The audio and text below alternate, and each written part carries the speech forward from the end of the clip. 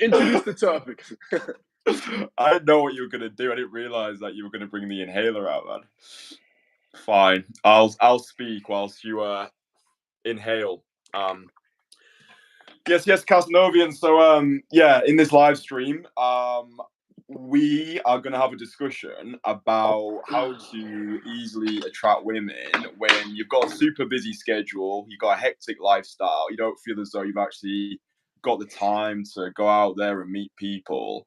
I think the majority of my clients, like the majority of the guys who I work with, they're entrepreneurs, they're business owners, they're high achieving, busy city workers, just high level guys who've got stressful jobs, lead hectic lifestyles.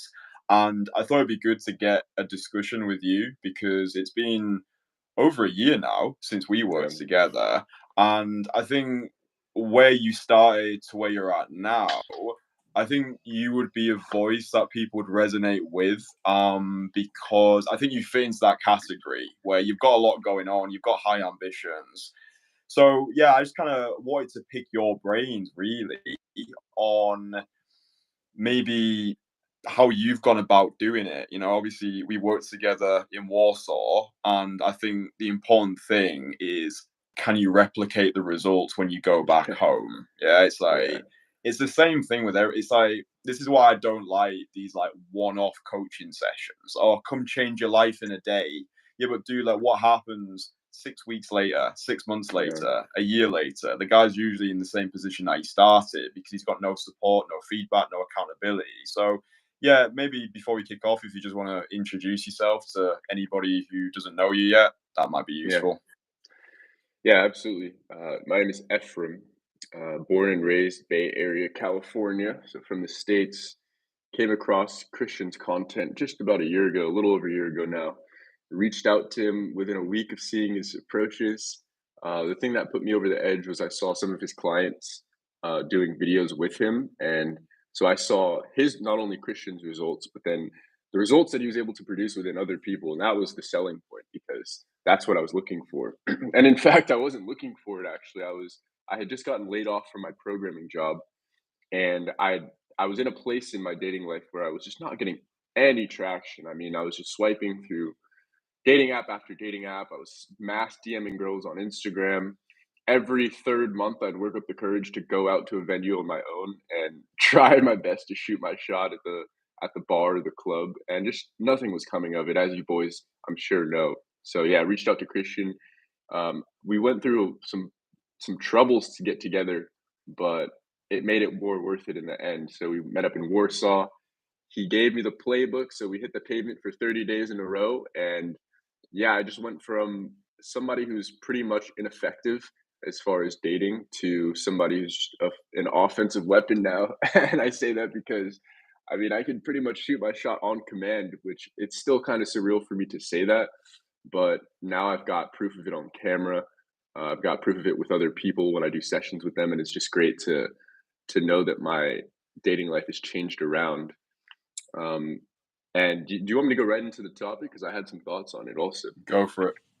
Yeah, so it kind of doesn't apply for me right this moment because I did get laid off again, so I'm unemployed. But the topic still stands, which is how do I generate leads for myself in the shortest amount of time without going through the bullshit that I thought was necessary in the past. And that is pretty much what the skill set is. I kind of have a perfect real life example too recently. It was Friday, and I hadn't done an approach in over a week. I had spent some time in Washington with some family. So I came back, I hadn't showered, I hit the gym, and I wasn't feeling my best. I wasn't looking my best. And I saw one of the most attractive girls that I've approached to date, and still was able to get over my fear after having taken a week off, get over my fear, go in for the approach, make it really bold. I was able to stop her with my voice, and from there carry on a very brief conversation. I was nervous the entire time because I thought she was so attractive, and able to get the phone number, and then subsequently just decided to go on a little mini session because I hadn't done it in a while. And the reason why I'm drawing it out like this is because in, I think it was 20 to 30 minutes max, I went in for 4 approaches and got 1 phone number. And it's crazy to think that in 30 minutes, I did more as far as dating and approaching women and getting over my fear than I had done in my previous lifetime. So, yeah, to tie this back into the topic, this is the skill set for somebody that leads a busy life because you don't have to carve. I mean, some people do it differently, but you don't necessarily have to carve time out of your week in order to try to get laid anymore. Now it's like, oh, I have an extra 20 minutes on my lunch break. Let me just stroll through the town and see who I can find. Yeah. And it's no longer this big mountain, this big hurdle that you have to get over. Once you learn how to effectively deliver your value, and once you learn that you had value the entire time, you just didn't, you had to uncover it.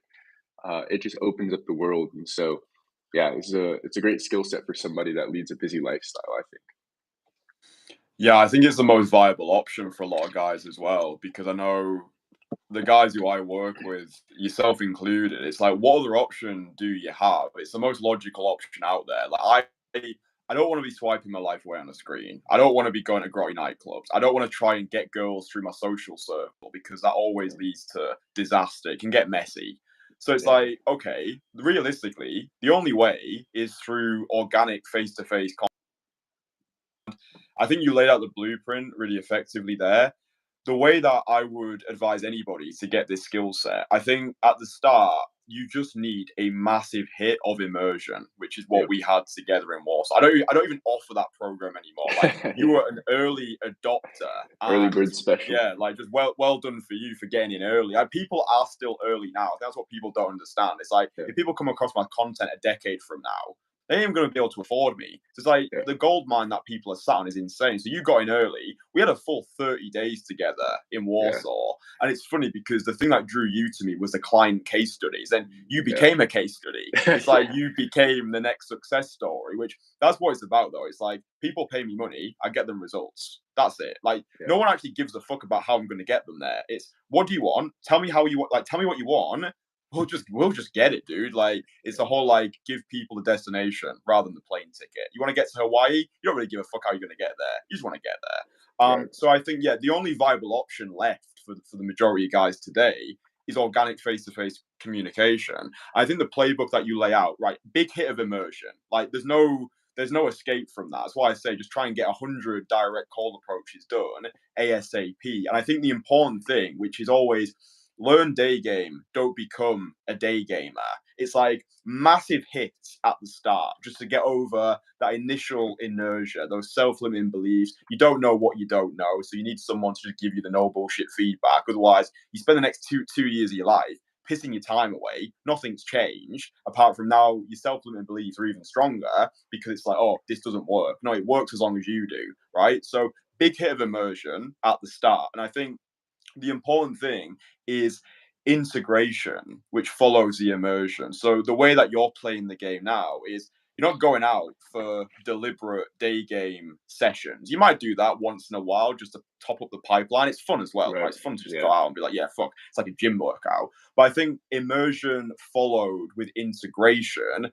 That's how you do this. For guys who do have busy lifestyles, hectic schedules, stressful jobs, you just dedicate a block of time, like say 5 days, you do an immersion, and then it's okay, how can I use this skill throughout my day-to-day life? And then the final thing I'll say to that is the thing what really is important, I think, to go from immersion to integration is before you even leave the house. So this is when you've actually got the skill down.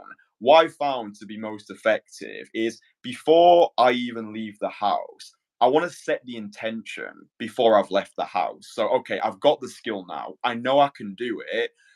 So I will just literally say to myself, okay, when I leave the house, if I see people who interest me, I will go over and have a conversation.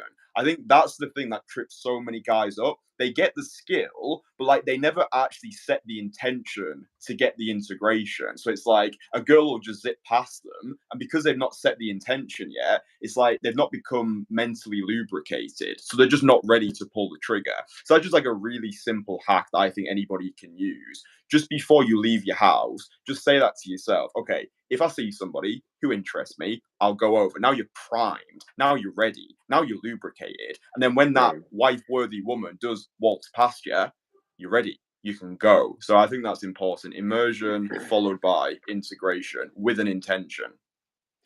Yeah, yeah, and it's interesting, you say, "Learn day game, don't become a day gamer." And it's funny because I remember even somewhat recently, I was kind of I still felt shady about the structured session itself, and I remember, like, I was asking myself, "Why is that?" Because the more I think about it, I mean, I learned how to cold approach through structure, through regiment, through, "Alright, I'm gonna do X approaches," and we talk about that being the training wheels, but there is something so effective about, like, going out for a session. It's because your mind is there, you set the intention, you're less likely to bail, and so I'm no longer um, I'm no longer talking down on sessions anymore because at one point I was like, dude, I want it to be fully natural, fully integrated, and it somewhat is honestly. But I will say too, I think a big sticking point for guys when considering learning how to cold approach is the somewhat shady connotation about it, and people think, "Oh, is this harassing women? Oh, am I allowed to do this? Oh, will people get mad at me and tell me to stop talking to these women?"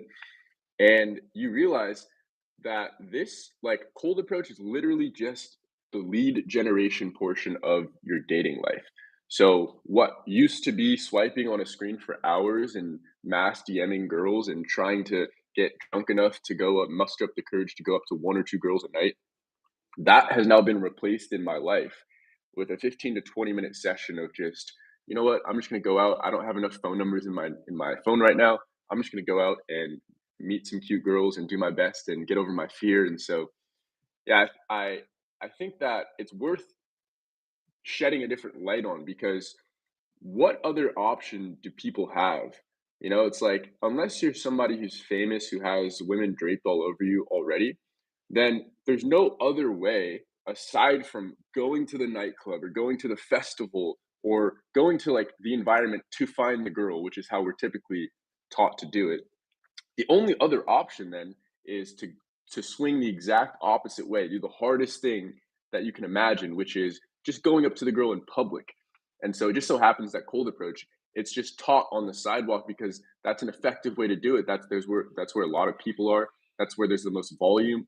But you also realize that this really translates into anywhere. So you see her on the sidewalk, turns into you see her at the supermarket, and it feels a bit different because it's a different environment. I didn't practice in the supermarket, I practiced on the sidewalk.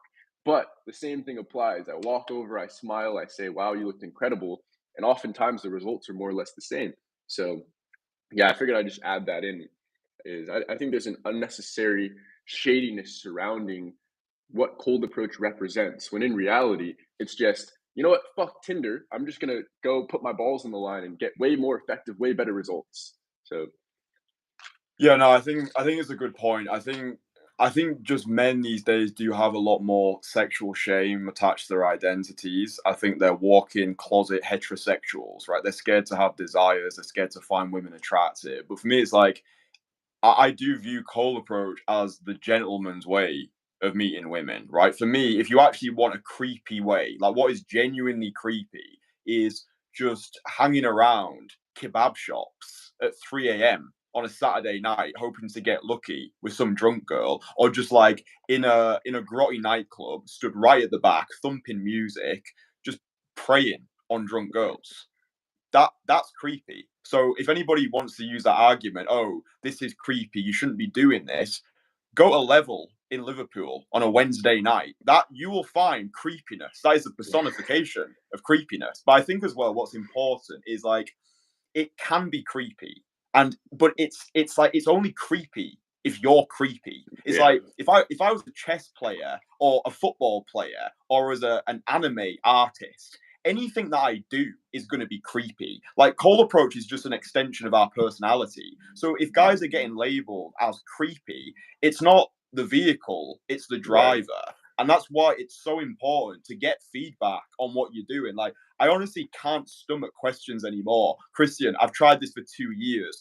Every time I approach, it doesn't go anywhere. The girl doesn't text me back. It's always, I have a boyfriend. It's like, when are you going to come to the conclusion that you are the problem? And until you drop your ego and realize you don't know what you don't know, your results will continue that way. Like you'll always like if you always do what you've always done, you'll always get what you've always got. But I think that's the important point that you make, like in terms of, oh, this is creepy, because like that's something that a lot of my clients face because they've got status in their everyday life. They don't want to be labeled as that creepy guy. They've got status, they're a high achiever, they're making a lot of money. They don't want to be labeled as that guy who's approaching women, right? And this is why, for me, it's essential you surround yourself with other like-minded people. It's that permission element. You'll never get that sense of permission on your own. If you are just trying to conquer this solo, especially if you are that high achieving guy, you've got no chance of giving yourself that permission on your own. Like, this is why I built my network, right? Because I understand that high achievers need to be surrounded with other high achievers. They've got accountability, they've got feedback, but they've also got support. Oh, boys, I'm going to go out today. Oh, boys, this happened. Oh, wait, you're like me. You're making the same amount of money as me. You've got the same level of status. You're doing this. Fuck.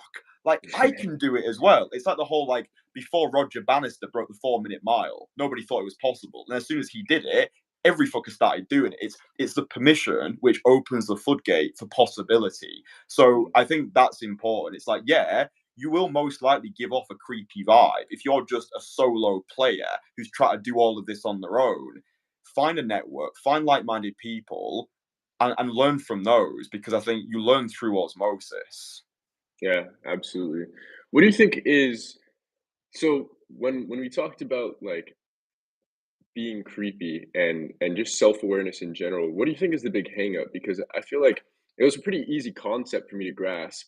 It was I was bad at attracting women. I was bad at showing that I was an attractive person to women. I was bad at initiating things. I recognized it. I found somebody to help me fix it, and then it was very clear step-by-step process. Why do you think there's such a big hang up? Like there's people in my life that I'll have friends that maybe I'm playing pool with, and I'll know that I'll never go out with them in order to, let's say, cold approach, just because of how they talk about themselves and their experiences with women. It's like they get rejected and they're talking about, oh, she's this, oh, women are that, oh, she's too stuck up, she didn't give me the time of day. And in my head, it's like every time I get rejected, it's always like I look internally and I'm like, okay, how did I do in this scenario? What did I do that was off putting? Now, obviously, there's things that are out of our control. She just didn't like the way I look. Maybe she was in a relationship, but all of this is still like there's nothing that she is doing that she needs to change in order to help me get the result that I want. It's always like me focused. What do I need to tweak? What can I improve on? Why do you think that's such a hard concept for guys to grasp? Yeah, it's a good question. I think it's the way you do anything is the way you do everything, right? So it's like if a guy is getting butt hurt because he got rejected by a random woman, like nobody can make us feel bad without our consent, right? So if a guy's getting butt hurt because he got rejected, like welcome to the fucking real world, mate. It's like I guarantee that's the same guy who writes bad reviews online. He's never happy, even when he could have reason to be happy. He complains about everything. He's a negative like this is the whole point. It's like it's it's who you are, which is translated through what you do.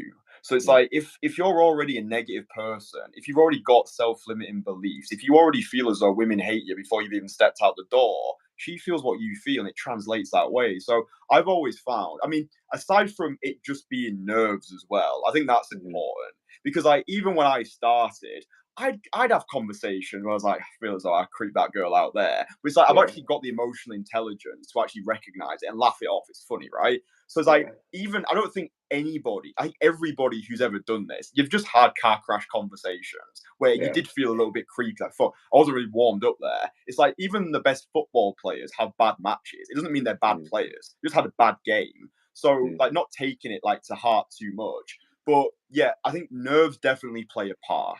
I think because it is so high adrenaline, it's easy to give off more of that, let's just say, creepy, awkward vibe, just because the nerves are there. And that's why I think that anyone who is serious about learning this, just learn it with people who are further ahead than you, who can mhm, save you all of this nonsense. Because, mhm, like, if you're full of nerves, you've got a terrible mindset, you look like shit, you dress like shit, you are just not in the right place right now mentally to be cold approaching, and you go out there I've always described cold approach as the ultimate hyperbolizer, meaning it Mm, exaggerates the person you currently are. So, like you, for example, when we worked together in Warsaw, you'd already put the groundwork in. You'd already got mhm, your money on point. You'd already become more mhm, fuckable. You'd already developed your social skills. So then you going over to a woman, it exaggerates who you are. Now you're confident for doing that. But if you yeah, take a guy who's not worked on himself for the past 2 years, he's got a pot belly, he's not taking care to take care, his finances are in the fucking drain,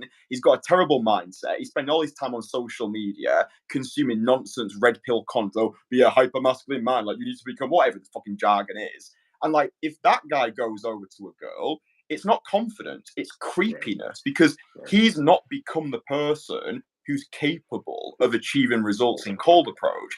And this is why I give away my courses for free. Right? There's no point in anybody applying to work with me if you're out of shape, you look like shit, and you've got no money. So I give away information and I charge for implementation, meaning that get the free courses, consume the free content, put the groundwork in, then apply to work with me, just like you did. It's not saying you need to become a male model. You don't need to look like you've come off the front cover of Paris Fashion Week, but it's just like just get to like a base level, like a 5 out of 10, for fuck's sake. yeah, It's like I think there's a lot of guys who are attempting to try and get tens, and they're like a two at best.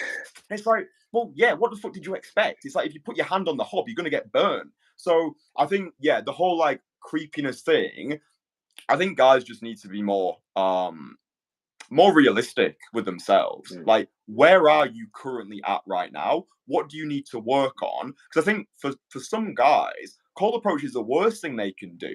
Right? They just need yeah, to get the mental health sorted. They need yeah, to upgrade their social skills. They need to upgrade their wardrobe or their fitness or just get into a good routine so they actually feel good about themselves because internal state equals external reality. So yeah, I think that answers your question. I think it's just yeah, important to just get to a base level first because cold approach it is going to hold a magnifying glass up to your character, which can be good as well. Because like when I started 4 years ago, I looked like shit, I dressed like shit, and I couldn't pull a muscle. But like the way my mind is wired, every negative feedback or undesirable outcome, it forced me to look inward and be honest with mm, myself. I think for a lot of guys, if they've not just because of little pussies, basically, if they've not developed that bulletproof mindset, they'll go out once, they look like shit, girl rejects them. Oh, it doesn't work.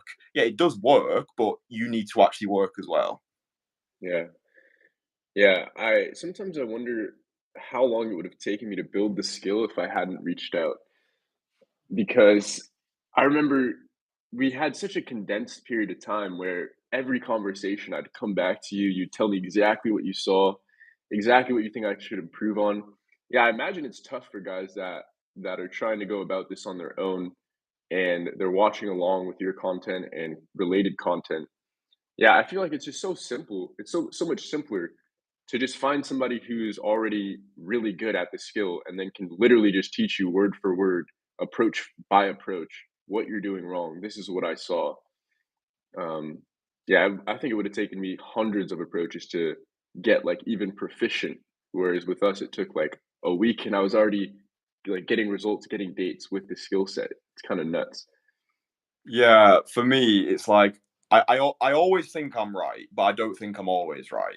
Right? Evil is a Mm, knowledge that believes itself complete. Meaning that I've got gaps in my knowledge. Right? Today, this morning, for mm, example, I had a phone call with a multi-millionaire, and I signed up to join his one-to-one coaching program, which, for the record, is fucking expensive. Right? yeah, But I've reached a point in my life right now where I value my time more than I value my money. Right? So it's like the secret sauce for becoming proficient with anything, and I've just learned this is just what I've done, right? Just what I've done. It might work for you. It probably will work for you. Find people who are further ahead than you. As long as you feel as though you know them, you like them, and you trust them, pay them to get you to where you want to be faster. It's a no-brainer. When I wanted to do yeah, magic, I found a local magic community. I had mentors in magic who taught me how to build a magic business. Or here's the best like tricks to perform at this person's when I'll pay me some money, I'll do this, and this for you. When I was learning cold approach, 6 months into my cold approach career, I started getting mentored by Daniel in London. He's been mentoring me for the past 4 years. Now, like last year, I was part of a fucking $10,000 coaching mastermind. Now I've just dropped even more money on mentorship. It's like I don't know when people are actually going to wake up to the realities of the world. It's like, if you want to unlock a skill, then you ain't going to do it on your own, because like if you already could be going on multiple Right. dates a week, if you could already be making six figures, if you could already be dating the wife worthy woman of your dreams, you'd already be doing it, right? You'd already be doing it. So it's like Yeah. your current self is not enough. So it's like, the way that I view it, I need to metaphorically crucify this current version of me and elevate to the version of me who can achieve these things. So it's like, okay, what do I need to do to get there? And then investing into the identity of the person that I want to become. It doesn't happen by luck, it happens by design. It's like, right, find people, that guy's better than me, I'll pay him. Boom. A month later, your fucking dating life's completely different. Just like Yeah. a quick story. We had a new member sign up recently to work with me, and he's not even done an in-person experience with me yet, like no in-person whatsoever. And within a week of him signing up, joining our secret community, coming onto the group coaching calls, within a week, he's now dating a 19-year-old, right? And he's like in his late 30s, right? That was within a week. So change happens fast. I think the thing is as well, when I or anybody, I think when you invest money into yourself, it forces you to get the result. It's like, this is why people don't value free content. It's a reason why people are still Mm. struggling 5 years after watching that first YouTube video. Like, nobody values free things. The videos are there. You've got more videos than you know what to do with, but nothing's changed because you don't actually value it. It's like when you drop a shit ton of money, it's like, fuck, I need to make this work now, because if I don't, then it was just a waste of money. So I think to truly get results, the financial incentive needs to be there. It's like the higher the Yeah. financial incentive, the stronger the emotional commitment. Yeah, that's the entire reason I think we were so successful in Warsaw. Is not only was it the flight over, the passport situation, but it was also that we tried to meet up in another city in another country, and that fell through. And so we were just more incentivized. We had more money in the pot, so to say. So yeah, once I landed in Warsaw, it was all. I mean, we meant business from day one. I remember, and yeah, just like you said, I mean, I valued it so much because I paid so much for the skill set. I remember I was unemployed at the time, but I was like, what else would I be doing with my disposable income? I could spend it on video games. Guys spend their money on OnlyFans subscriptions. It's like, what the fuck am I doing? Let me spend some money on myself on a skill set. Yeah, it's crazy how my life has changed since that experience, man. It's so nuts. Yeah, that's the way that I always think about this stuff as well. It's like, dude, I'm gonna end up spending this money anyway, so I may as well invest it into my biggest asset, which is myself. Because it's like, Yeah, the way that I view it, everything guys do is done in an attempt to attract women, right? It's why you buy the flashy watch, the nice car, you go on the luxurious holiday. It's like, rather than pissing your money away on things that could get you women, you might as well just invest into something that actually will, which is this skill set. And I think you touched on it before, it's a skill set that can be universally applied, right? Like yeah, the streets.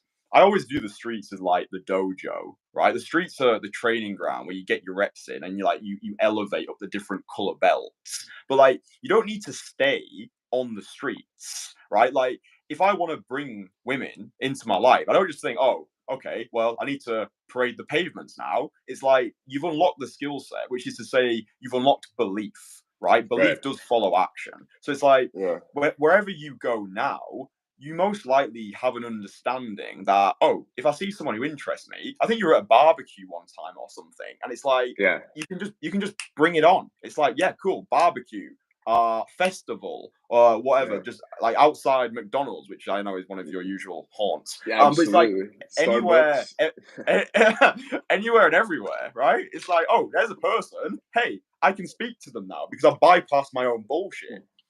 Yeah, it's not even it's funny because it's not even just dating and relationships. It's also like making friends. It's like the level of boldness that has increased in my life when I can go out and I can just command more attention now. I'm just more at peace with myself. Yeah, it's so crazy how many different things change. I reached out to you because I wanted to solve the problem. I need to get laid more consistently. And it's funny how solving that problem subsequently, like it kind of automatically solves a bunch of like auxiliary problems as well. Which is like I don't have a super bustling social group. Well, maybe that was because all of my focus was going into getting laid. I didn't want any friends. I was like, I just got to get laid. Take care of that portion, and now it's like a lot of my time is unlocked. Now I'm now I'm hanging out with people I wouldn't normally do. Now I'm a part of a big spike ball group where we all go out, and that it's funny that that relationship was also spawned from a cold approach. It was me running over to a big group of people, presenting myself, right? Hi, I like to play this game. Can I play with you guys? Same thing. I've made friends at the gym. People are working on a machine that I want to work on. Hey, who's got next? Can I call this machine next? And it's funny how they're so simple. Like the acts themselves are so simple, but they're things that I probably wouldn't have done prior to building the skill set because I would have just been so in my head, so scared of how the world would perceive me, so scared of creating any sort of conflict or tension, and scared of people seeing me go in for the brave act and then getting rejected. It's like now that I'm okay with being rejected in the most vulnerable way possible, which is me declaring that I like a girl in public while everybody can see me. It's like once you have gotten completely ignored where the girl walks right past you and you have a lot of people looking at you, and then you realize that you still live on, like it changes it changes how you see the world just entirely because now it feeds into I talked about this on another live, but I made a whole friend group in Panama the first day that I landed there, simply through the same skill set. I remember I was on a approaching rampage when I landed, and then I was feeling so good that when I went to play pool with my dad, I was being social at that place, and I made friends with those people, and they took me out on the town. You know, they're Panama locals, and it's like, yeah, it really does open up an entire world for you. Yeah, I think it's unlocking the skill which unlocks the world.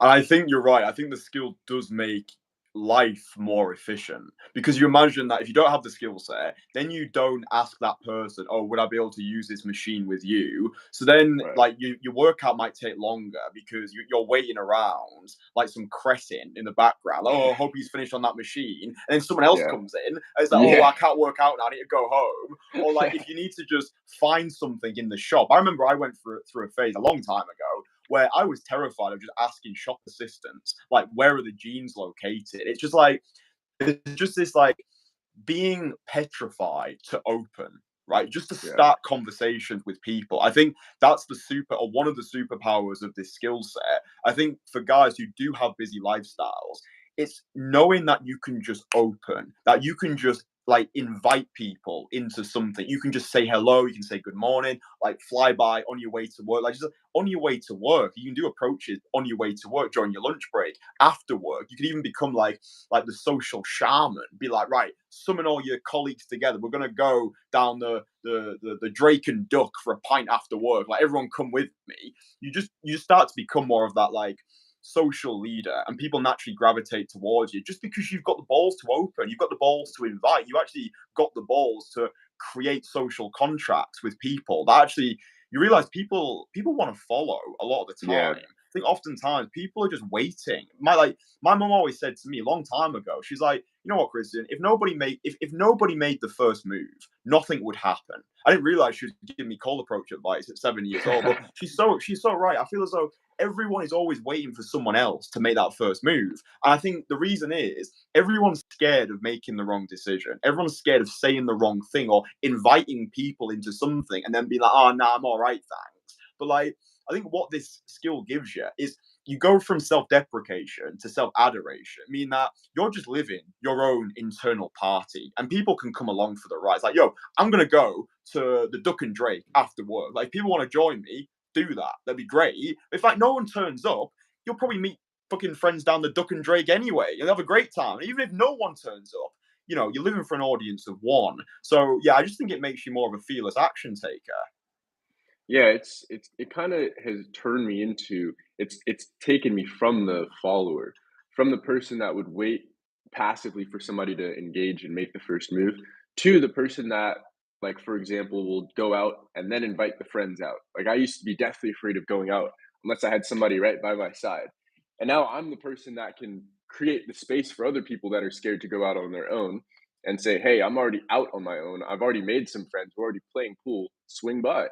And just to be able to invite people into the space. I'm learning, I really do take a lot of pride in now being the initiator which I think it's because I just, for the vast majority of my life, I was not the initiator. And yeah, it's like now that I have learned to initiate in the most difficult way humanly possible, it makes everything else so easy. And yeah, it's funny. It's now it's less about what is this person going to say? Are they going to not want to accept my invitation? And now it's just about being at peace with the fact that they might not accept my invitation. I think that was the biggest shift for me. It's like so worried, is this girl gonna like me? Is this girl gonna accept the invitation to, well, she might not, but I'm proud of myself for going in, for initiating. And I'm also learning that every time I initiate, regardless of the circumstance, regardless of if it's a romantic context or not, I'm adding one more rep under my belt. I'm training my nervous system one more time to get over that fear. Every time it comes up, get over it. Every time it comes up. I think that was probably one of the most effective things that I took away from that Warsaw experience. I remember you said, as soon as you touch down on American soil, I don't care who it is, I don't care how scary the situation is, just go in for your approach. Just because you want to put more reps in the category of action than inaction. And it's so true because ever since then, it's just been snowballing. I can take a week off, like I talked about. I can take a whole week off, not approach a soul, living in the outskirts of Tanasket, Washington, and come right back to sunny San Francisco where it's bustling and it's overwhelming and there's cars honking and people are loud, and going for an approach right then and there. So yeah, it's insane the transformation. Yeah, I think we had a mantra a long time ago, which was master cold approach so you can forget about cold approach. And it's Yeah, like, yeah, so I love true. that because even like, I'm gonna be going back home to the Lake District tomorrow, and I remembered Oh like yeah, I think like last winter I was spending a lot of time in the Lake District. Like there's nobody in the Lake District. It's just me and my mum, like a shitload of sheep, difficult to yeah, cold the approach, alpaca like farm. big group approaches, man, really difficult.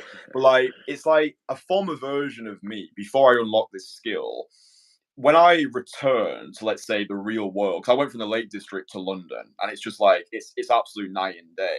Before unlocking this skill, going to the mighty metropolis of London from the Lake District, it would have taken me about a week to get socially initiated. But like I went from the Lake District to London and immediately I was filming. And like for anybody who's I mean, you make these videos as well now, Right. filming is completely different, right? It's like, dude, you want to get great at this skill set, get mic'd up, go out there, Yeah. put yourself through the fire, and then put your stuff online for the fucking trolls to Oh, criticize. Like filming yeah. it, that's god level, right? If you can create great in field, you know you've unlocked this. You know you're credible. You know that you can actually walk the walk with this. Like no one gets it. No one actually understands how difficult filming quality in field is because like when you go out there, it's just you have to just take whatever's on offer. You know, it's like, Yep. well, there might not be much today. You just got to make, you know, you just got to make do. But yeah, I think just that almost like just that core confidence I think that we're both sat on now, even if we've not approached for a month and even if we have been in like a desolate place which has got no people, as soon as we throw ourselves back into a social situation, it's like a dolphin just going back into water again. It's like it's never been away. So yeah, I think that's useful. It's like once you have unlocked this, because I do think that's a fear guys have is what if I lose the skill?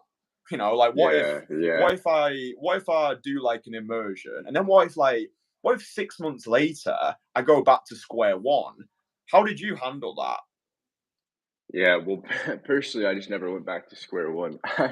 I was having far too much fun with the skill set to forget about it. But no, it's we talked about it being kind of like riding a bike. So I think the point is like if you've done one approach ever in your entire life, it's so hard to wrap your head around, but you truly are like miles ahead of even the person you were before you did that approach. And I can't necessarily tell you why that is, but you'll feel the shift. And and also just to normalize myself a bit too, because we talk about how you've helped me unlock the skill set. I've gotten pretty proficient at it and I'm getting results with it. But I would like to highlight how the results that I'm getting through cold approach, they're not even from like top tier conversations where I am super engaging and funny and the girl loves me. Dude, a lot of the time the results come from the approaches that I almost didn't even go in for. That I'm like, oh, I like her, but I'm not feeling it. Oh, I'm super nervous. Oh, there's a lot of people around. And it's oftentimes like those conversations where I go in, and it's fun that I have, like you said, I have a few videos on my channel now of me going in for the approaches. And it's funny watching it back and breaking it down because I can just hear myself doing the nervous laugh so much. So much. I'll do the nervous giggle. My voice goes high. I run out of shit to say. I ask stupid questions. The conversation starts trending in a boring direction. But while all that is true, it's like you have to weigh that, all of those negatives, against the bold action that I just took of going in for the approach and really just dialing in on the stop. And it's like if I can just get that down, if I can walk in confidently, bring my balls with me into the conversation, and really just give a commanding reason for the girl to stop, and I can deliver a hard-hitting compliment, then you recognize like that pretty much is the skill set. Like everything that comes after that is just that varies person to person. You've got a background in magic. You listen to Christian's infield and then you listen to mine. It's like night and day. The guy is just a wizard with words. But it's funny because although I am not nearly as good with words as he is, I can still get a similar result that he can. Yeah.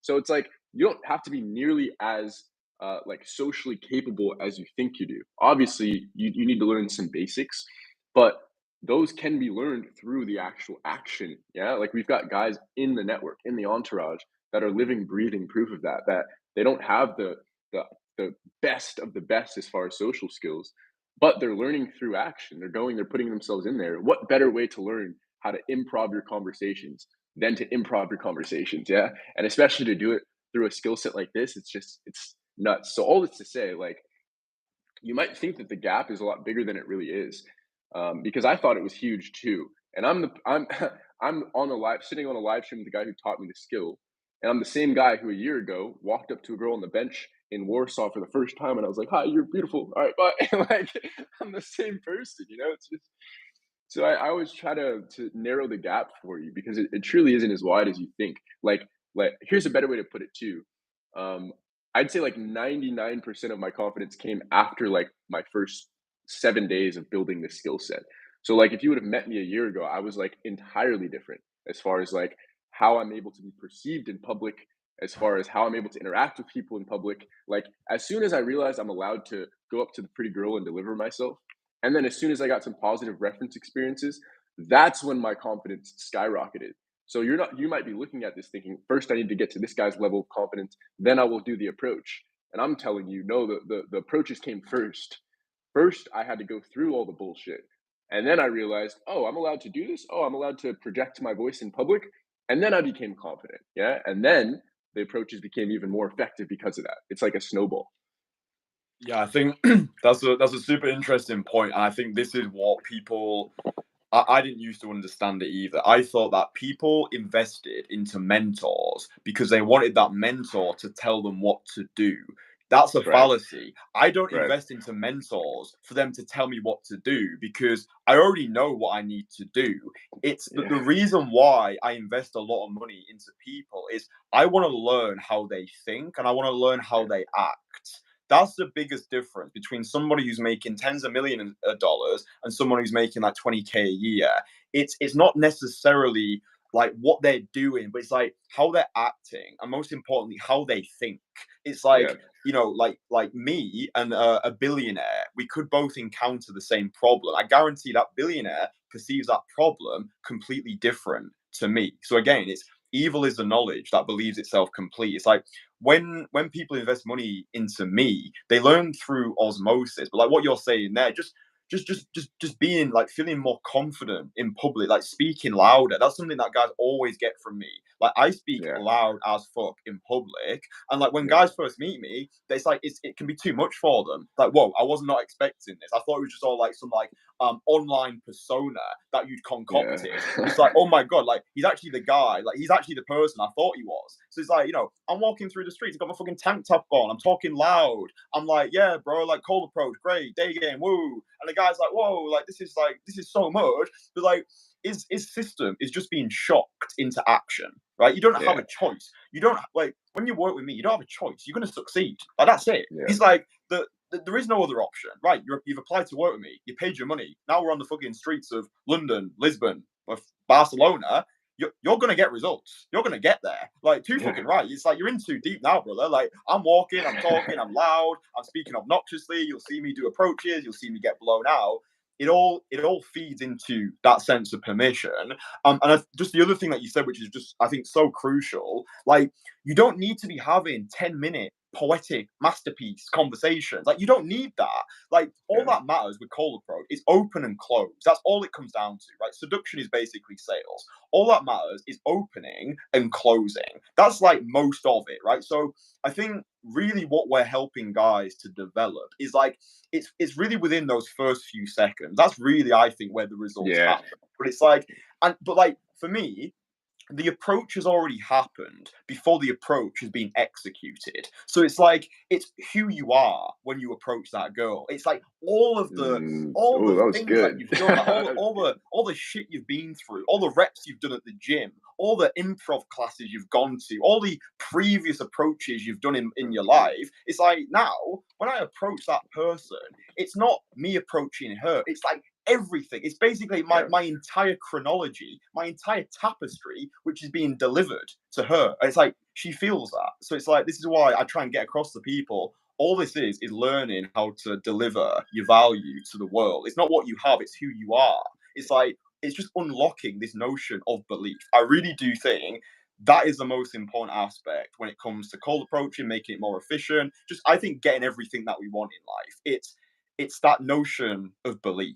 It's like, right, I truly believe. It's like you don't get what you deserve. You get what you think you deserve. So it's like actually going out there, believing you're the dog's bollock, believing you're the most fuckable version of yourself, being your own biggest cheerleader, having your fucking affirmations, just like bigging yourself up, and then just delivering yourself to that girl. In those first 3 seconds, she's basically going to decide if she likes you or not. You know, it doesn't really matter. Like, I need to neg, I need to tease, I need to create some tension. None of that shit actually matters. No, she shouldn't give a fuck. It's like, who Yeah. are you when you approach her? Those first few seconds, that's everything. I think that's what we're really helping guys develop. We're helping guys develop into the person they need to be to blow that girl away within those first few seconds.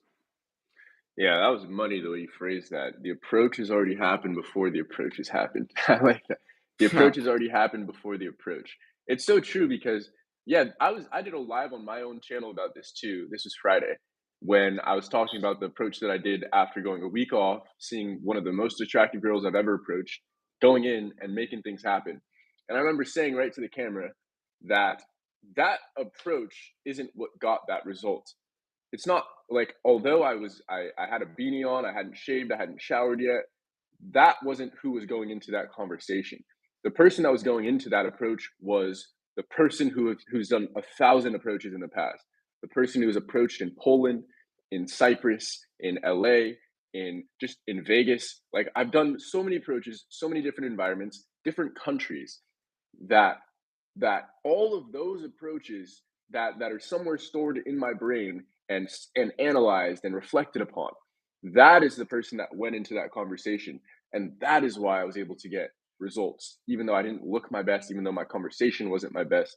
It was just that peace within myself to just walk over and say excuse me, and say it with a sense of entitlement, because I've had so many girls stop for me in the past. Why wouldn't she? I don't care that I don't look my best. I've proven to myself that if I say it with a certain enough tone, the girl will stop. And maybe she won't. Maybe she's on the phone. Maybe she's not interested. Maybe she thinks I'm shady. But none of that shit matters to me in the moment. What matters is getting her to stop, which I think segues into what you're talking about. It's the first 3 seconds. And I think it truly is that. It's like, it's almost as though the skill set itself is learning how to handle rejection. One, it's like I think that was probably a bigger portion than the conversation itself. Like Yeah. once the girl stops and engages with me, everything else almost sorts itself out. Now it's just muscle memory. Now it's just what do I usually say and get to know you conversation. Oh, this girl said something here. Maybe I can make a joke about it there. Like all that shit just kind of happens on its own. But what I really, the only thing I have to focus on when I'm going in is really just bringing my full, authentic, confident self into the stop and getting her to stop. And it's like, it's funny because as soon as she stops and engages, all of that nervousness kind of just washes away. Now it's just, all right, I've been here before. Like I know what to do now. Now we're in conversation. And at some point, maybe a boyfriend pops up. Oh, actually, I'm in a relationship. And oh, and dude, last thing I'll say on this, I know I'm tangenting a lot, but I'm learning, like you said, about finding the ones that are a fuck yes, and anything else that is not a fuck yes is basically a no. And I'm really utilizing that mantra now, where I'll go in for a conversation, and if she's not blown away when I deliver the compliment, if she's not like, I've been waiting on this, this is my type of guy, this is who I've wanted to come talk. I was hoping you can, like, if I'm not getting that energy from her, then I just end the conversation then and there. I just go, look, I'm glad that I'm in a rush. I'm glad that I came and I said hi. You look amazing. I'm gonna keep going. Like, and it's still respectful, it's still positive energy, but I have there's no point in spending time in front of there's no point in getting extra FaceTime with a girl that I know is probably not interested in me. This was what I would do when I was building the skill because I just needed more FaceTime. I needed more interaction in these uncomfortable, high tension, high stress situations. But now that I've pretty much gotten proficient at that portion of it, now it's just firing away. Now it's just I go up to her. Does she stop? No, she didn't stop. All right. I go up to her. She stopped, but she didn't seem that interested. I go up to her. I tell her she looks incredible, and she doubles over, smiling and laughing. She's so delighted. All right, that's the girl. Yeah. And it's like that's who I'll invest my time in now. So Yeah, I think once you've unlocked the skill actually becomes less important. Right? It's like mm, once you have unlocked this skill, the skill itself becomes less important. I think when guys don't have this skill, they pedestalize the skill. But it's like once you've actually unlocked it, it's like you go through a process of learning, and then that transmutes into unlearning. So it's like you learn it mm, all, and you basically forget it all. And like the biggest problem that I had when I was first starting learning this was I was being brainwashed by the brain dead into thinking that having magnificent game or whatever moronic title the fuckers give it, having magnificent game was about converting maybe girls into yes mm, girls. It's like, oh, right. I'm gonna convince this woman who's genuinely not interested in me why she should be interested in me by all these clever routines and lines. And it's like I don't understand what game you're playing. It's the same way when I'm attracting clients to work with me. You're either a fuck yes or you're a fuck no. I don't want to be on a call with somebody and I'm like, right, this is the price, let's go. And he's like, I just really need some more time to think. It's like, no, you don't need any more fucking time. The only reason when people, and just as this goes out to anybody thinking about booking a call with me, do not say I need more time to think about it. What all that is, it's a smokescreen for Yeah. uncertainty. If someone says I need more time, it means two things. It means I don't think this will work, or I'm worried I'll get ripped off. That's all they're saying, Mm, right? You don't need more time because, like, you've already got all the information that you need. If you booked in a call, it means you've got pain in your life that you want to sort out. You don't need more time. You're not even going to think about it. You're going to come off the call, life will get in the way. You fucking grandma calls, yeah, you don't think about it again. So it's like, I'm worried it won't work, and I'm worried I'll get ripped off. It works as long as you do. In terms of getting ripped off, this is why you need to be sensible with who you invest your money into. And that's why I make an active effort to put all the testimonials out there. It's like my reputation is the most important purchasing power I've got in this industry. This is an industry full of sharks and full of charlatans, right? So it's like I need to be credible. That means showing off testimonials. That means doing videos like this, like making videos with my clients. So then when guys are considering working with me, that, oh yeah, Kristian is actually legit. So it's like just yeah. crowd all this nonsense. Oh, I need time to think about it. No, you don't. Like 10 years are going to go by. You're still in the same position that you started. And I think just the final thing I'll say, I think that is a really important point about making cold approach or just attracting women efficient. It's not wasting your time on the wrong women. Right, the amount of guys who will message me on Instagram, like, oh, Kristian, I've done 5 approaches in my life. This girl who I approached, like, she's not responding to my messages anymore. It's been a week. I'm like, dude, like, what? Like, he's like, what's the next move? I'm like, there is no next move. The next move is you move on because Yeah. she's with someone else and it ain't you, brother. So it's like just this mindset where it's like, oh, I approached 5 girls, one was successful. I've not heard from her again. It's like, yeah, welcome to the real world, mate. It's like fucking wake up. But like, I think that's an important point. Like, not wasting time on the women who just don't give a fuck about you. I think that's what call approach is. It's like it's a measure of fucks given. That's what it is. Like call Ooh, approach, you're screening for the measure of fucks given. If she's not like mm, a fuck yes, she's a fuck no. Even if she's yeah. flickering, even like, oh maybe, no, there is no maybe. She's either a fuck yes or a fuck no. Stop wasting your time on women who don't value you because there's plenty of women out there who actually do value you. And I think that's what this process is about. It's about attracting our people and repelling the rest. There are certainly women out there that would value any person watching, and it's almost as though and it's gonna vary person to person, right? The more the person that is more on their shit, that's further in their career, that is dialed in their body and their look and their confidence and their social skills, obviously they're gonna get more results accordingly. And I mean, it only makes sense. It'd be weird if they didn't, right? It would be communism, social communism if they didn't. It's expected that that's the case.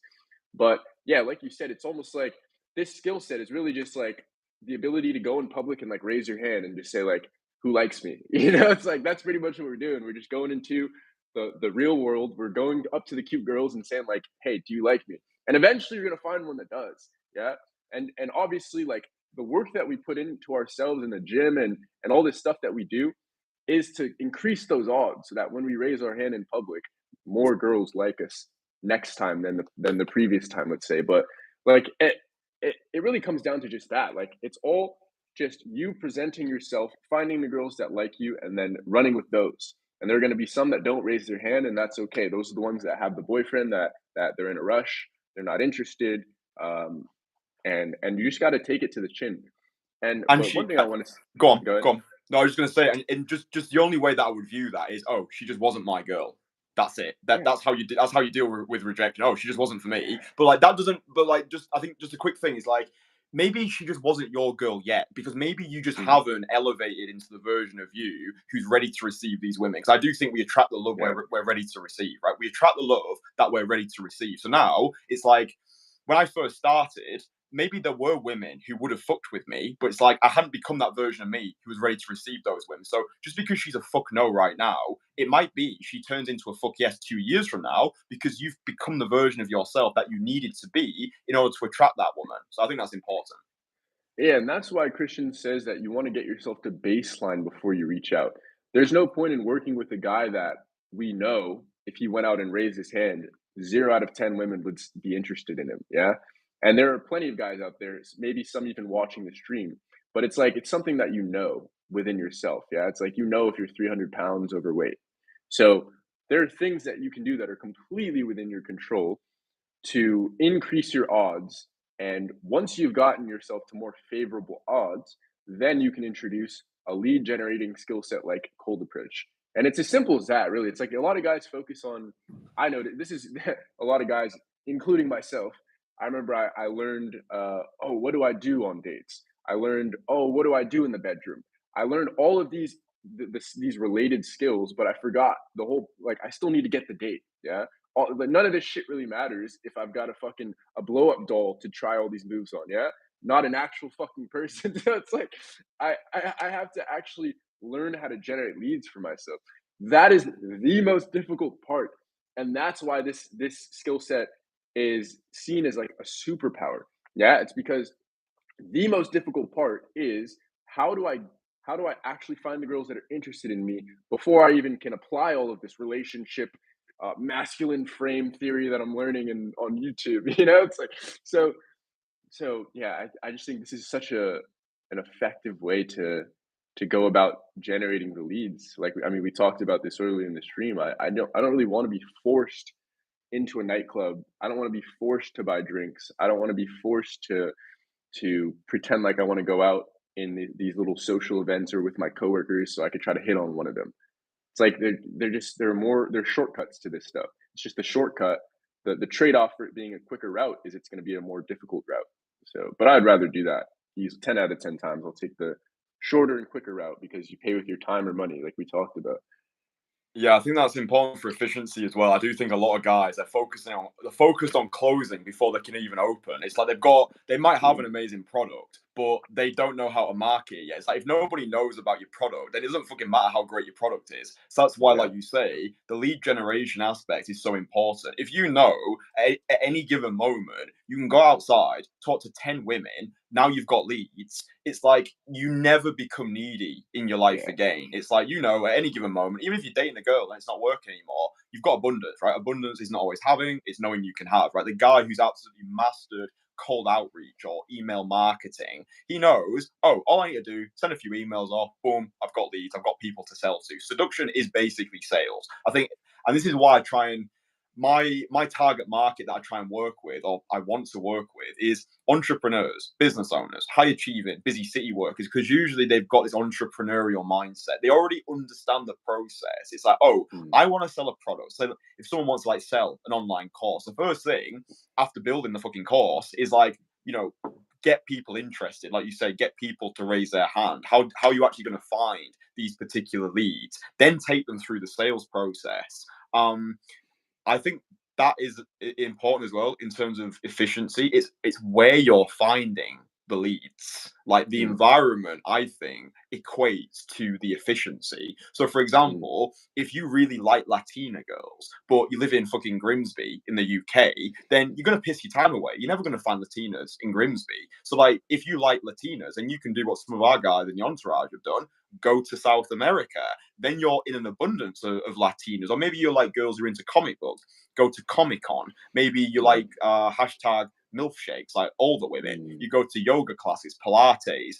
You go around more of the high end areas of your city. So, like in London, Mayfair, Knightsbridge, Chelsea. It's like putting yourself in the environments where you're most likely to meet that type of woman. It's like that's how I think you actually make attracting women more efficient as well. I think that's what guys don't do oftentimes. It's they don't actually get clear on the type of woman they're looking to attract. It's like I think that's crucial. I think after you've done your first 100 call approaches, that becomes more important because then guys will just use it as an excuse. Oh, she's not my type. Oh, it's not. It's not my So it's like it has to just be a pick and mix at the start. Like you're going to be approaching girls who you're not really that attracted to. Those first 100 call approaches is just to get skin in the game, but you go from broad to narrow. So it's like you start off, you basically just approach anybody, like preferably female, preferably under the age of 50, but whatever floats your boat. Get the first 100 done ASAP, and then you can start to go niche. Okay, who's the type of girl that I want to meet? Like, where does she hang out? Like, where does she go to? Where are you more likely to meet that person? And then you can cold approach accordingly. Yeah, I would say cold approach has expanded what I thought was my type and the array of girl that I thought I could attract because, like, prior to this skill set, it was very limited to girls that I had gone to high school with that we reconnected a few years later. Um, and then again, the occasional dating app match. But now it's like I've had experiences with girls that are mid to late 30s, and I'm 24, and it's just mind blowing stuff, Because I just remember that was always a fantasy, but not necessarily because she's a MILF, more so just because I didn't think it was possible. Like I didn't think I could do that. Like the one of the biggest things for me, and part of the reason why I just love documenting all this stuff on my channel is because time and time again, I'm just proving to myself that there's something that's possible for me that I thought wasn't possible for me. I thought it was possible for that guy because he's Giga Chad, and I thought it was possible for that guy because he's a professional athlete.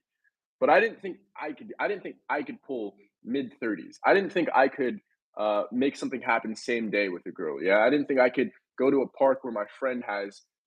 He's already got some girls waiting on us, and then end up going through an entire day, different venues, and then end up going home with one of them. Yeah, it's like these are things that I'm like, I thought it was minimum 3 dates. I thought I had to wait until date number 2 to try to kiss the girl. I thought I needed to bring flowers. Like it's just so funny how backwards everything is. But yeah, it's like it's skill set like this. I just recognize, wow, if I can just approach the girl that I'm so scared of approaching, then I can more or less approach any girl. And so I've just put that into practice, and I go up to just a wide variety of women, a lot of different age ranges, especially in San Francisco. It's just different ethnicities. It's just a melting pot of different cultures here. So, um, but yeah, it's incredible. Yeah, I think that's interesting as well because I think like change does happen fast. Yeah. Guy could tell himself self-limiting belief that he's never going to be able to attract women who are taller than him, or I'm never going to be able to attract women because I'm bald, or I'm never going to be able to attract English women because I'm from wherever, Uzbekistan. But it's like all what I've found to be true is all you ever need is one time where that self-limiting belief is shattered. So, like, for example, it's like if a guy's only ever lifted, I don't know, 40 kg on the deadlift, and then he goes to the gym tomorrow and he lifts 80 kg, that becomes his new normal. Yeah. Or a guy approaches, like a bald guy approaches the woman of his dreams and she says yes. He realizes that, wow, all that bullshit I fed to myself. When change just happens fast, evidence has got the loudest voice. It's like when it happens to you, then you believe it. It's like, if you're a guy and you sell, like, I don't know, $4,000 courses, and then one day you sell a course for $8,000, that becomes your new normal. It's like you've made the unusual usual, and it's like, we don't achieve dreams, we achieve standards, and the standards are set by us. So, like, it's the whole, like, whatever you believe, that's what comes true. Oh, I won't be able to attract women because I'm bald. All right, well, fucking good luck with that one. Oh, like that.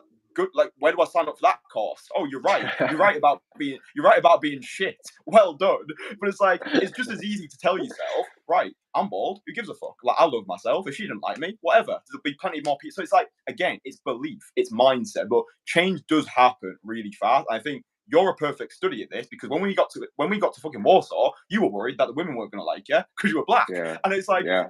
all you needed was one positive reference experience, and your entire mindset just got shattered. And you realize, oh, it wasn't my race, it was my mindset. It was just my mind. Yeah, I remember that. I was like, dude, I am the only black person in the country right now. I don't, I feel so out of place. Yeah, and then we just switched it around. You were like, dude, exactly. You're the only fucking black guy in fucking Warsaw, Poland right now. Use that to your advantage. Yeah, I remember once that shifted, it was like all of a sudden, all the looks that I was getting, I thought, oh, these people think that I shouldn't be here. Became, oh, these people are like very interested in me. They're wondering where I came from. Maybe they want to talk to me. And it's like when I bring that energy into the approach, into the conversation, it becomes reality, like we talked about. All of a sudden, they were interested and attracted to me. Versus when I was in my head thinking they didn't like me because of my skin, that was the energy that I was also receiving. Was like I was uptight, nervous when I was looking at people, and so they probably were feeling weird vibes for me. So yeah, very interesting stuff. One thing that I did want to bring up too, though, is kind of unrelated, but it was stewing in my head while you're talking, which is the difference in like life leverage that I've gained through this skill. Meaning that when before the skill, because I didn't know how to get dates, because I didn't know how to just have a lot of romantic options. The key is like having a lot of options and then deciding which ones I want to exercise. And because I have them now, I just get to take a lot less shit from women, I've noticed. Like, women prior to the skill set could more or less walk all over me because I was worried that I didn't know the next time I was gonna get laid. Yeah, like, oh, if I don't let this girl do if I don't listen to what she says, if I don't listen to her orders, what if she decides that she doesn't want to keep texting me anymore? Who's the next girl that I'm gonna find? Like, it may be 6 months in the future. I had no idea. Whereas now it's like a girl can do something that is just like less than preferable for me, and that is enough for me to just cut her off entirely, or put her on the shelf for a bit and just be like, look, like let's take a pause on, like, I get more leverage in my own life, I guess is what I'm saying.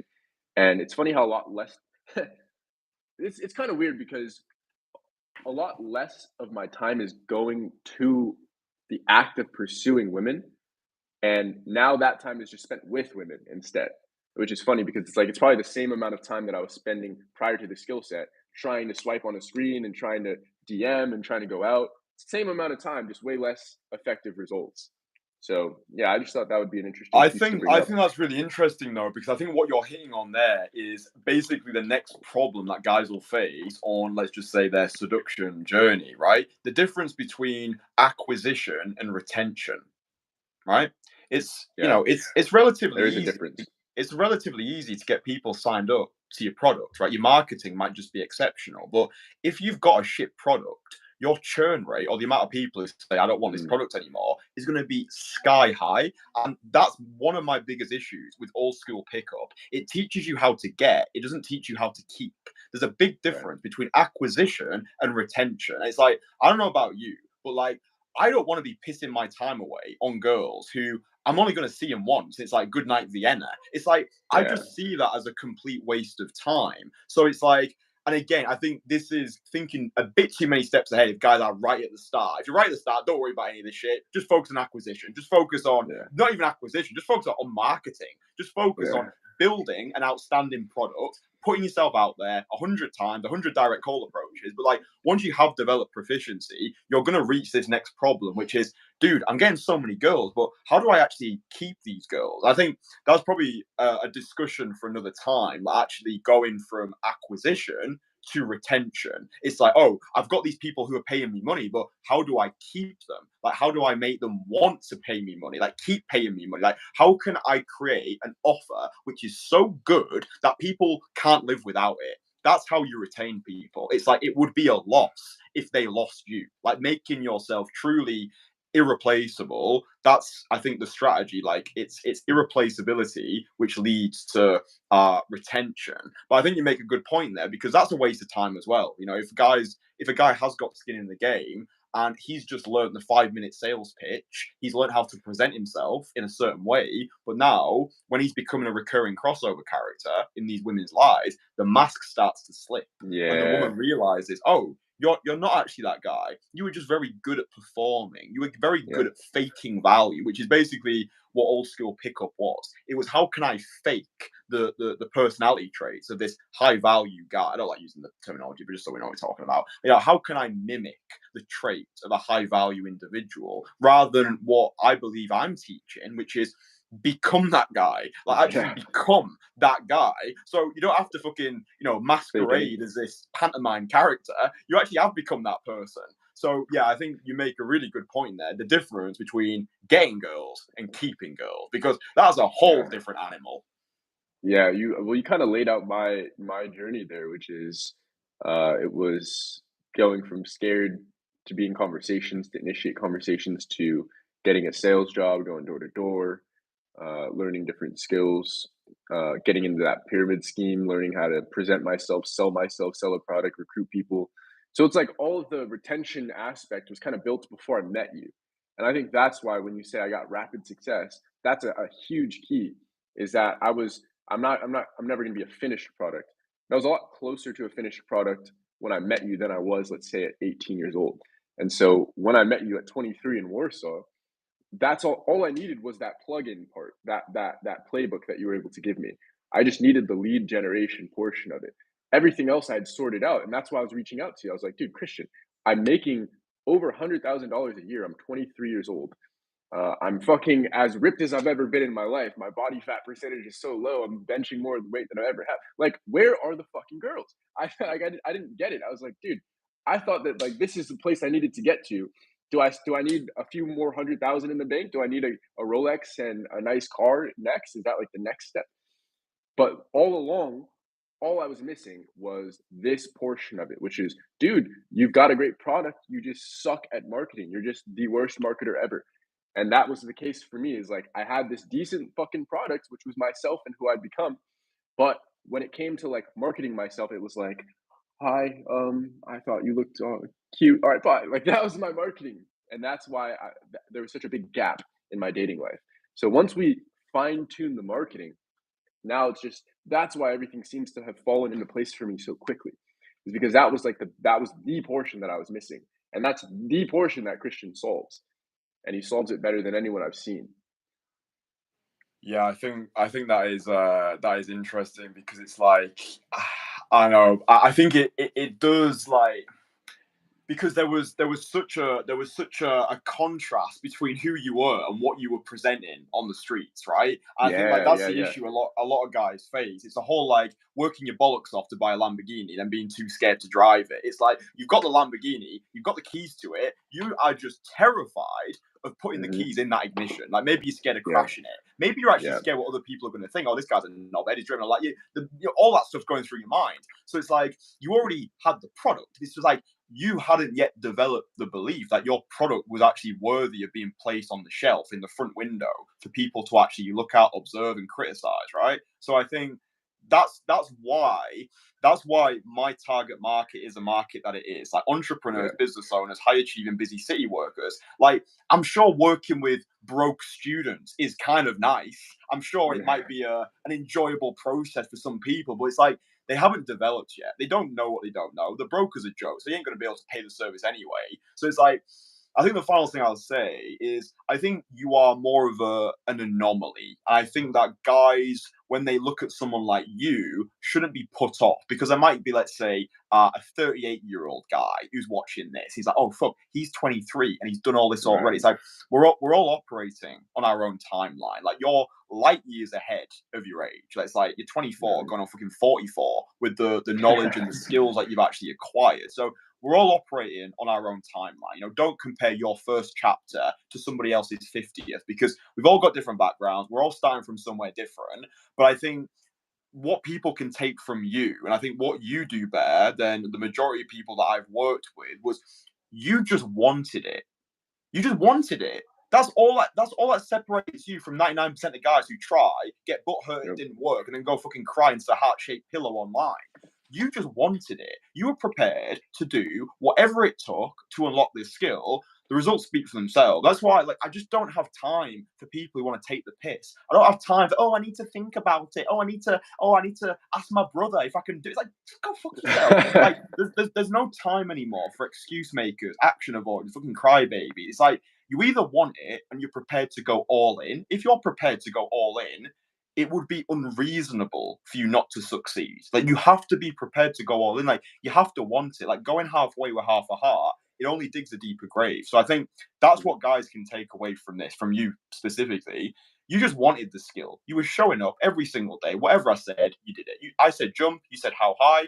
That's how Yeah. I am when I'm getting mentored by people. Like one of the first things he said to me was, "I'm super coachable." You sent me your fucking LinkedIn profile. Fuck's Yeah. sake. I was like, "This Yeah. guy's Yeah. fucking Yeah. overkill I was here." so Like, oh, serious. LinkedIn. What's next? I was so serious. But it's like that level of desire, like that burning desire, where it's like you're putting in action, like your life depends on it. It's like that's the type of person. Like that's the type of person who's just going to achieve rip roaring success in any field because you're just prepared to outwork everybody. It's like I don't Yeah. care what I need to do. I don't care how many reps it's going to take. You tell me what to do.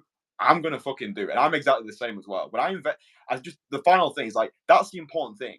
Just because you invest money into something, that person doesn't owe you jack shit. Of course, they're going to supply the service. They're going to delight you beyond belief. They're going to give you everything they can. But it's like, it's on you to actually get the results. Like, I've signed up to work with this multi-millionaire, right? I'm not so naive to think, oh, this guy is going to change my life just because I paid him. It's like, the money buys you access.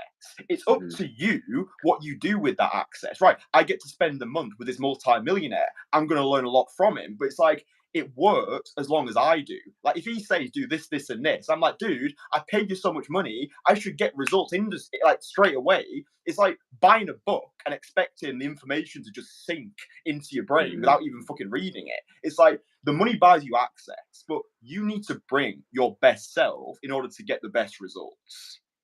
Absolutely. Yeah. I agree. I think that's a good way to end it. Yeah. Yeah. Where can people find you? The Entourage, baby. But your We YouTube channel as well. Yeah. I've got a YouTube channel at Pool University, where I just document pretty much dates that I'm going on, things that I'm learning along the way, shit that pops into my head that I'm like, this could be useful for other guys that are going through the same stuff. So that's one place, and then yeah, my favorite landing ground, the Entourage. We've got a private network that Christian assembled. It's for guys that have paid the price and are now subsequently getting to learn the skill set. So if you earn your way into the group, you get access to Christian, you get access to me, you get access to 50 plus Scott, however many guys we got in the group at this point. And yeah, just a different mix of backgrounds, industry knowledge, and then most importantly, different perspectives on the skill set as a whole. That's what the group really revolves around, is facing our fear daily. And I just love that we help each other get over the fear. Anytime I'm down, I shoot a message in the chat, and I've got guys to pick me up. So especially helpful for me being in the States, being isolated from everybody. I don't have any friends that are in the same kind of headspace as far as cold approach. So yeah, it's nice to have people overseas, at least connected through the internet. So yeah, those are the places you could find me. Yeah, I'll put the links below. If you want to work with me, great. If you don't like me, then fuck you. I don't really care. That's the whole point. That's the whole point of this content, man. Attract my people, repel the rest. If you think like whatever, I couldn't give a flying fuck, to be honest, mate. I'm too far gone to care at this point. It's like, yeah, cool, fine.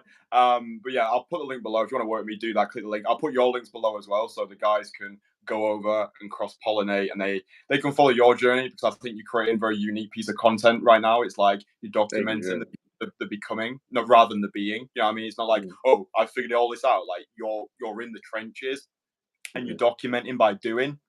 I think that's a really nice angle for content. So yeah, keep doing what you're doing, man. I know how difficult the content journey can be, but you're absolutely crushing it. To think where you were this time last year. Now you've got a fucking YouTube. Now you've got a fucking YouTube Yeah, channel. dude. Now I No, got a you're catalog making of date in fields, breakdowns, man. dude. Yeah, it's nuts, man. Yeah, I was scared to do one approach, and now I've got a video diary. It's nuts.